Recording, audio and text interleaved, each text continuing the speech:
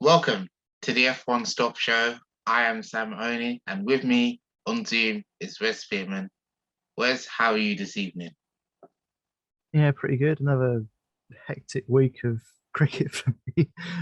Things just seem to keep getting busier and busier. And yeah, we actually had an entertaining Spanish Grand Prix for the first time in God knows how long, a million years or something. We I'm did. very good, thanks. How are you? I'm good, thank you. I'm very good. The weather was pouring with rain today, all day. So just looking outside the window like a little boy and just seeing all the rain. You know, the weather's It's just been fine. It's been fine for me down south on the south coast. yeah. Anyway, let's get into it. So we had the Spanish Grand Prix, round six, and Max Verstappen picked up another win in his Red Bull. What do you make of it? Another great performance from him. Another fairly, I was going to say faultless, but then remembered that it wasn't just him; it was Science as well, wasn't it? And to turn four, Spice, yeah. they both lost the rear and ended up in the gravel. But yeah, both kept the cars going. But other than that, it was a pretty spotless performance from Verstappen on a different strategy to Perez, which I think did turn out to be the faster strategy that Verstappen was on. And I suppose I don't know if Red Bull thought, right, let's try one thing with one driver, try something slightly different with Perez or something. Um, yeah, well, I mean, whatever it is, it seemed to work for both drivers. They got a 1-2. They had another one. Did they have another one earlier this year? I can't remember now. Um, I think they did because it was the first 1-2 for quite a while. I want to say Saudi Arabia, but I'm not sure on that at all. Um, but yeah, a pretty solid drive from Verstappen yet again. What still won every race that he's finished, including the sprint in Imola. But yeah, now has the championship lead as well, obviously because of Charles Leclerc's. I mean, for once, Red Bull's. Well, I was going to say faultless again for reliability, but again, it wasn't for Verstappen. It wasn't easy for him because his DRS wasn't working half the time. It sort of seemed like every other lap the DRS would Especially in qualifying. just wouldn't open. Yeah, he had that same problem in qualifying as well. And where did he qualify? I think he still got second in qualifying, didn't he? Yeah, second in qualifying by, but to be fair, by 3/10 of a second. And I mean, I assume he had DRS on that lap, but still 3/10 of a second in around one lap is quite some margin, especially in Yeah. qualifying. Um, but yeah, other than that, besides the reliability issues that Red Bull have had, I mean, it wasn't the engine this time around; it was DRS, and it was Ferrari's turn to have engine trouble. But yeah, overall, a pretty good performance from Verstappen and Red Bull. Indeed. And I think going with now with Ferrari as well, we saw that Charles Leclerc.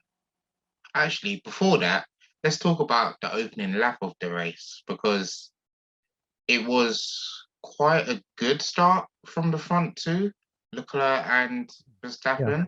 But the big talking point in the opening lap was the collision between Mercedes Lewis Hamilton and Max, sorry, Kevin Magnussen in the Haas car mm.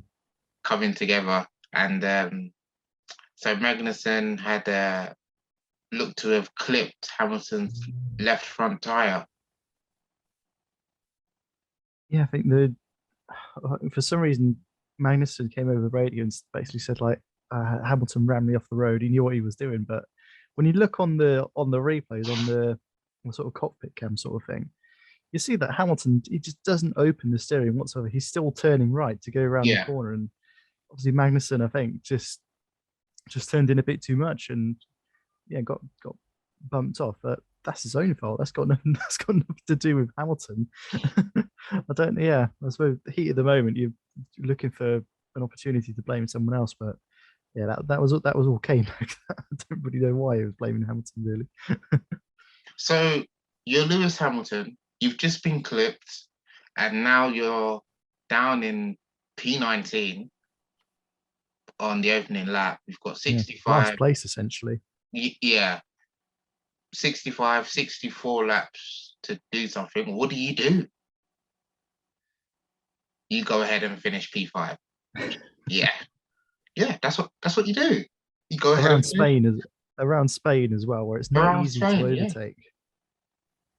But yeah, I mean, I suppose that just goes to show, well, a how much these cars have improved racing and overtaking. 'Cause I think I said last week, maybe the week the week before as well, that if these cars can give us an entertaining race around Spain, and I think it's fair to say they did that. It's certainly Mm. I mean, it's certainly more entertaining than, than any previous Spanish Grand Prix I can remember, maybe since 2012 when Pastor Maldonado won. Um, I think he was in the paddock actually with Williams that weekend. Um, yeah, I mean, I suppose it also goes to show the improvements that Mercedes have made. Because I think maybe a few races ago we might not have seen Hamilton climb up. I think what 14 places in the end, or almost 50. I think he was in fourth place at one point, but I think he had to back off in the back end of the race because Mercedes were worried about his engine overheating. And I Uh, think pretty much when Hamilton was in 19th, or when he had to pit after that collision, um, I think he basically said to his team, "Shall we scrap the race, save the engine," sort of thing, because I think you only get 3 engines a season now, which really isn't a lot.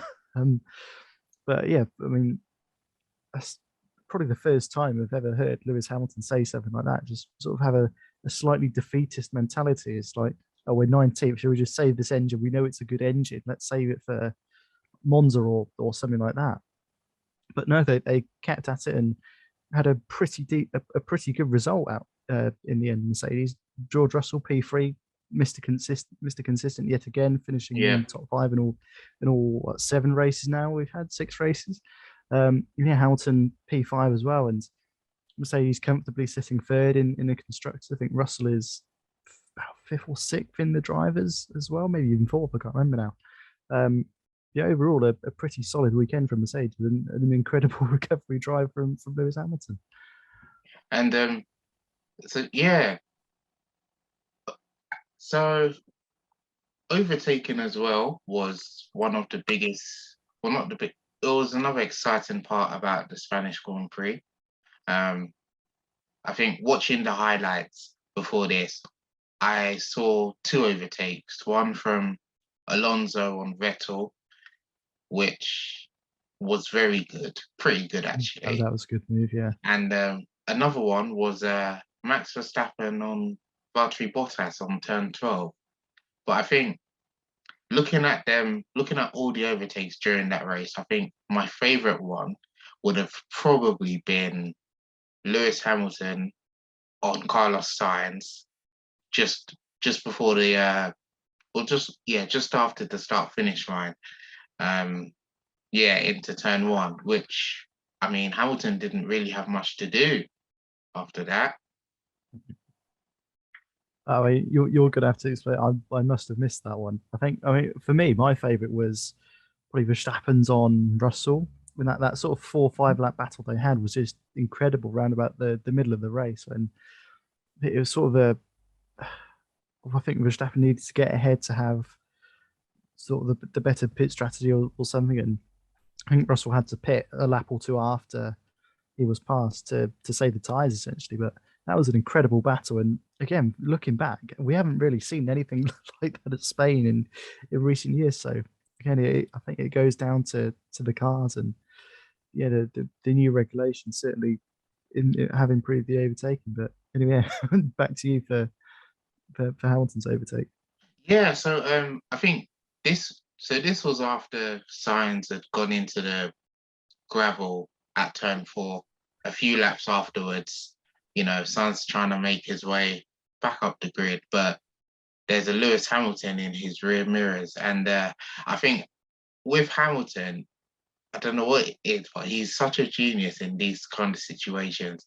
It almost reminds me of one occasion in Brazil, maybe last year or the year before. But Hamilton, he's got great closing speed with his Mercedes car, and there, Carlos Sainz is ahead of him in the Ferrari, and Hamilton's just closing, and Sainz moves to the inside, and Hamilton's just able to get the overtake ahead of the Spaniard.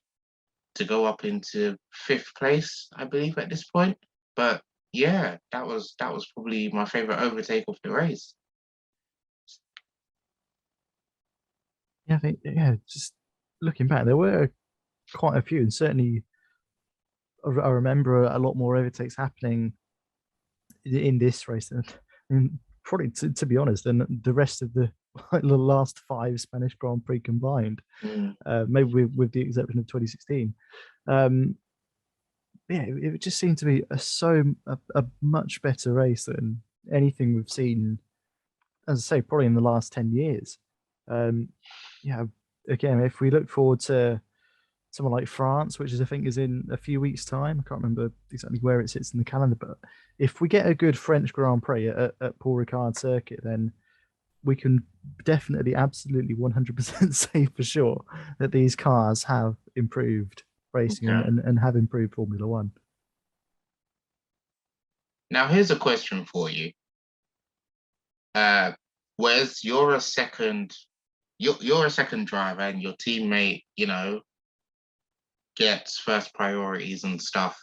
You're leading the Spanish Grand Prix, and we're at the midpoint of the Grand Prix, and you could get your first win of the season, but your race engineer says, where's Spimmin? You have to clear the track for your teammate Max Verstappen. In that moment, when you hear that, how do you feel? What do you do? And yeah, how do you feel and what do you do in that moment as you're driving? I mean, it's not something you really want to hear, is it? I mean, as you said, you're leading the race and your teammates however many seconds behind, and you get the call over the radio saying, let your teammate by. We want him to win. That's got to hurt, surely. Yeah. I mean, in this situation, Perez was leading by not a huge amount, but a good number of car lengths over Verstappen, and yeah, I think it was about 20 laps to go. I think maybe a bit less than that. 18, maybe. It was something around there. It's something in the 40s, I think, in terms of lap count. But yeah, got the call basically say if Max is faster than you, you need to let him by, which is a very polite way of saying get out of the way, let Max win. Yeah.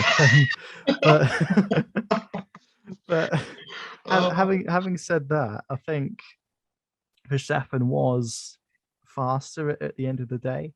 I think Verstappen was catching Perez, and I'm not saying Perez is a slow driver or he was on the wrong strategy, but I think the strategy did play into it a bit. I think whether Red Bull decided to give Verstappen a slightly faster strategy, I don't know, but yeah, it just worked out that Verstappen was the quicker driver at the end of the day, I think personally. And looking back, Perez, he didn't really challenge. Well, I suppose he couldn't really challenge Verstappen if your team's already told him to basically stay in second. Yeah, it's slightly disappointing that the team has to tell him that only 6 races into a 22 race season now that Russia has officially been sacked off. But I suppose looking back to last year, we saw that every point matters in the championship, and obviously with the way things are looking at the moment, it is going to be between Verstappen and Leclerc for the world drivers title. So I can understand where Red Bull are coming from, but from a fan's perspective, it is a bit disappointing that we are seeing team orders this early. But yeah, I can understand it. Still disappointing. Well, if I'm Sergio Perez, I'd be disappointed. I mean, he did say it's unfair, but okay, he just had to go with it, I guess. But yeah, Verstappen picking up another win. Just some mentions in that race. Valtteri Bottas, driving for Alfa Romeo, has in his last 5 races, including Spain, he has finished in the top 8 of every race so far. Bahrain, he finished 6th. Australia, 8th place. Imola, 5th place. Brilliant race. Miami, 7th. And now Spain. That's it. Valtteri Bottas, I think, he's just a great driver. He just knows how to perform well. I think that's all I've got to say about him. He knows how to perform well, and it's not easy driving for the new team, but he seems to have got into the groove of it. Yeah, but perhaps don't think we saw him at his best with Mercedes because I suppose obviously and understandably, I suppose that the vast majority of their focus was on Lewis Hamilton being fast driver, 5 time, 6 time, what they would have hoped 7 time world champion. But yeah, a new team has seemed to seem to have worked wonders for Bottas. I mean, Alfa Romeo they certainly look quicker than they were last year. Guan Yu Zhou has been reasonably competitive, sort of scrapping for a points place here and there. Yeah, Bottas has just been on another level this year. I mean, finishing what P5 and P6 in an Alfa Romeo. If you'd said that like 2 years ago, 3 years ago, whatever, you're thinking, what is going on? What has happened to F1 for an Alfa Romeo, Sauber essentially, to finishing in the top 5, top 6, sort of semi-regularly, I suppose. He's got a couple P7s and a P8, I think, but it's regular, as you said, scored points in every race he's finished, and I hope that continues because I think he's a really, I wouldn't necessarily say he's underrated, but was overshadowed by the sheer quality of Hamilton and Mercedes.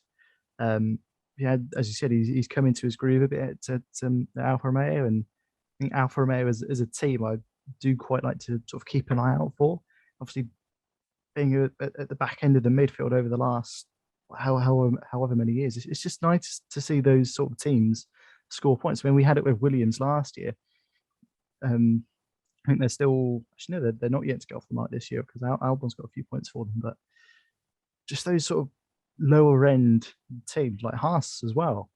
If they score points, then that's brilliant and it's a great result for them. But yeah, Bottas is just he's just in a league of his own in that Alfa Romeo at the moment, and you know, it'd be interesting to see if you got someone like Hamilton or Verstappen into that Alfa Romeo car, whether they would sort of how they would compare if like, and I suppose we've said that with with other drivers in the past as cars, but I want to see them in a slower car. Really, that would certainly set the camera. Oh, I don't know about that. I think Hamilton will struggle if he was driving an Alfa Romeo. Anyway, so that was Max Verstappen picking up a win in Spain, but now we have another Grand Prix to talk about, Monaco, and oh, Wes, you're right. You didn't seem so great when I mentioned Monaco. No, I'll just go to sleep. That's all Monaco's good for. Don't we all? Don't we all? Oh, the glitz and the glamour and the dull racing. Yeah, I know. It reminds me of last year's episode that we did with Henry. It was great. It was great. Anyway, but Monaco, is there really much to talk about Monaco? I don't know, to be honest, because qualifying is just so important around Monaco. It's basically where you qualify is where you finish. Which brings me to this. Normally I'd have predictions, but we're gonna do this. As you said, where you qualify is where you finish. So, Wes, I can't wait for this. Wes, top 10 qualifiers. Top 10. Oh, we've done Q1, done Q2. This is it. Top 10 qualifiers. And do you want them in order as well? Well, yeah. Bearing in mind that your top 10 qualifiers is where these drivers will finish at the end of the race. Go. Yeah. Oh, blimey. What are we going from? Are we going from 10th to first? You decide. We all right. Let's go 10th to first because we did that last week. I don't know. This is great. Oh, who do we go for? Let's go. I'm gonna go Kevin Magnussen P10. Mm, I don't know why. I just think Monaco is obviously a slow track, and obviously Haas isn't the fastest car, so maybe they can use that to their advantage, perhaps. okay. Gonna go Daniel Ricciardo P9, Lando Norris P8, Gasly P7. Up the AlphaTauris. Of the yeah. Hamilton P6. Yeah. Perez P5. Ooh. Russell P4. Who missing? Science P3, Verstappen P2, Leclerc P1. Wow. As long as Leclerc doesn't crash into the walls again, Oh yeah. Let's hope for that.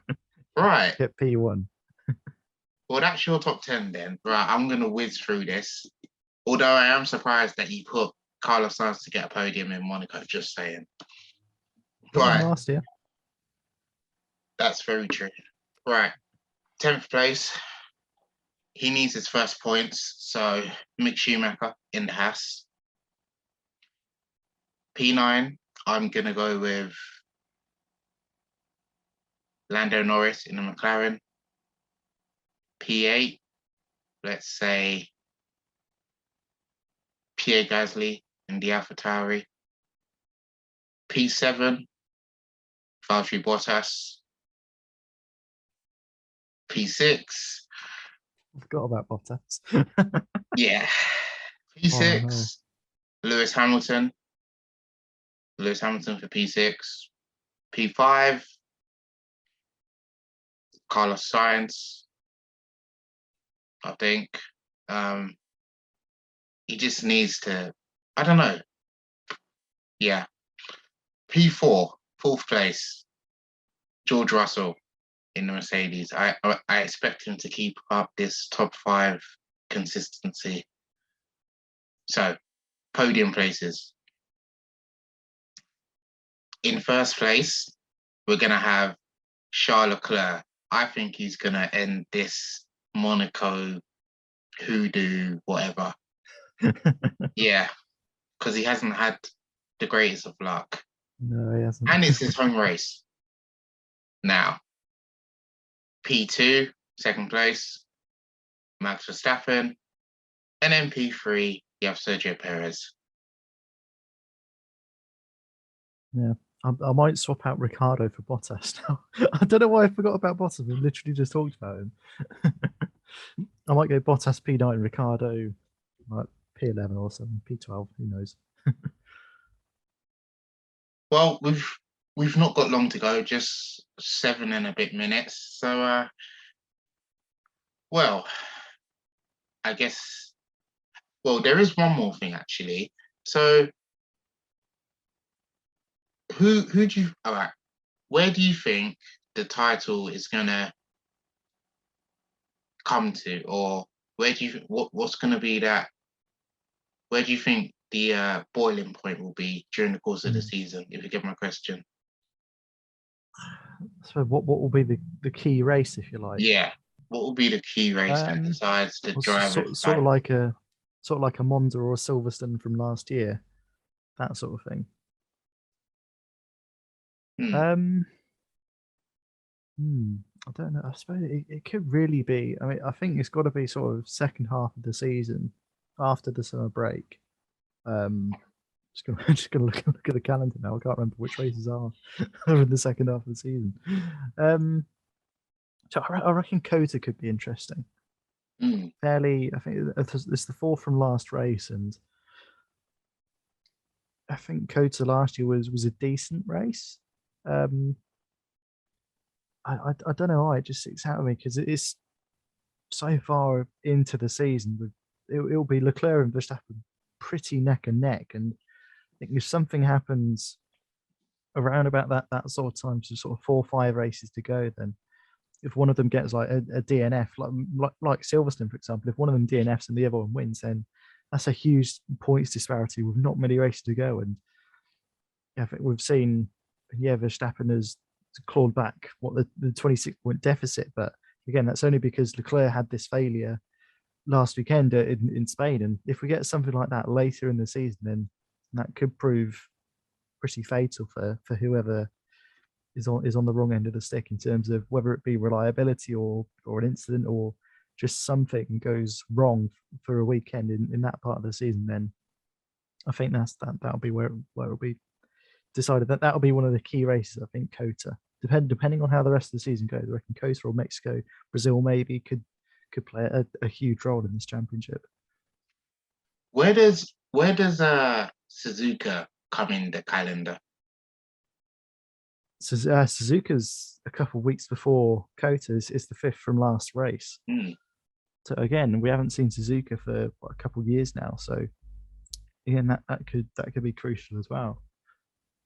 I just think that race could be quite important as well. I think if we get to Suzuka and those two, Leclerc and Verstappen, are neck and neck, it could be really important as well. I think it will set the tone for the next, 2-3 races till the end. And it's a great race. It's a great track for racing, I should say. And yeah, looking forward to it. So I guess that's about it. We've reached the end of another episode. So do remember to follow us on Twitter and Instagram. You can also email us as well. And I've been your host, Sam Oni, and it's a goodbye from me. Bye-bye. And it's a goodbye from Wes. Bye-bye. And we hope you enjoyed the Monaco Grand Prix this weekend.